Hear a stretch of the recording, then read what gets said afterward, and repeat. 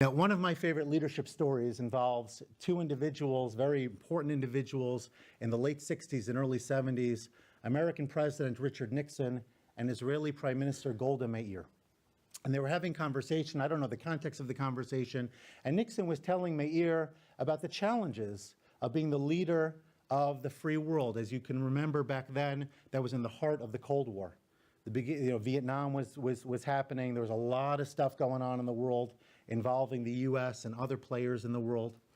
And so Nixon was talking about how difficult it was to be that leader and to also be the leader of 250 million American citizens. And so Meir quipped and she said, you might be the president of 250 citizens, but I'm the prime minister of 5 million prime ministers. You know, Israelis are known to be somewhat opinionated.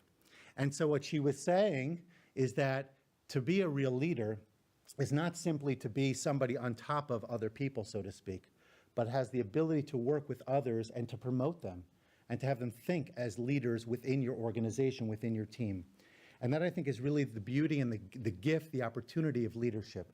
Not to think of myself as a leader of others, but as a leader of leaders. And so the question becomes, how can we do that? You know, what can we do that will allow us to really create leadership within our teams, within our organizations, to help everybody around us grow and develop and to do more and to optimize their capabilities? So one way, I heard you already had learned about this, but maybe I can reinforce it, is the concept of servant leadership. And I'll tell you a story. It involved our first president. One rainy day during the Revolutionary War, George Washington rode up to a group of soldiers attempting to raise a wooden beam to a high position. The corporal in charge was shouting encouragement, but the soldiers still could not position it correctly.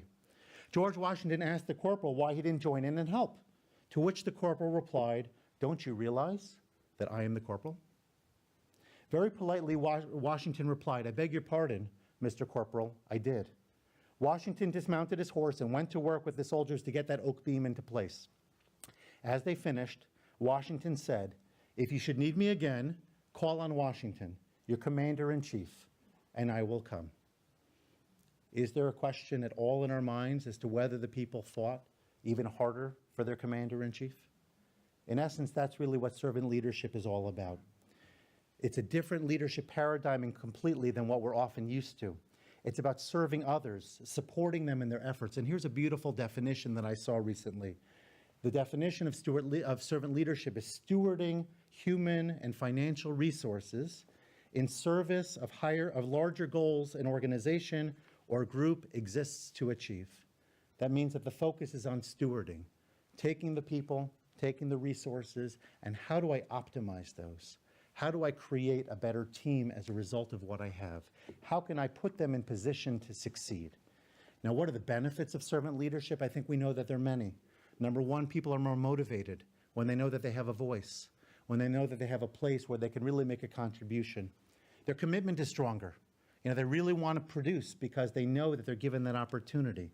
The results naturally are better as a consequence. And lastly, and perhaps most importantly, your people become stronger, better equipped leaders so that you know that you could turn to them. You could delegate projects. You can engage them in conversation. They could be real resources, and you've nurtured that. You've nurtured that through your servant leadership. And this, in essence, is what we call the golden rule of leadership, that leading, first and foremost, is about service. It's a privilege that is earned, not a right. And this is something, by the way, that I think all of us need to repeat over and over again. Leadership is a privilege. It's not a right. Just because somebody promoted us doesn't therefore mean we have the right to be the leader over others. We have to continue to see it as a privilege, as an opportunity. And we'll talk about this more as we move a little bit further forward. But I think that this story captures the idea very nicely. I remember once I was sitting, I'm a former educator, so I was sitting in a professional development session for educators, and the person was talking about leadership, and this person at the time was a principal of a new school.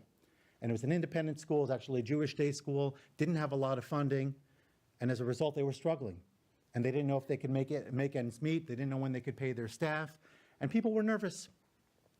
And he knew that, and so he said to them the following: "I would love to hire you, I'd love to keep you on for another year, I'd love to have you part of the team.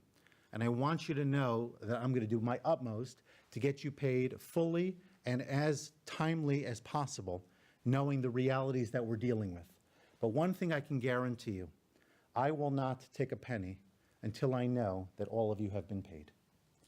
And he said that even though he gave them that opening, so to speak, to walk away, recognizing the difficulty, nobody did. Because everybody understood that he put others first. And that's something that I think has always really stayed with me in the area of leadership.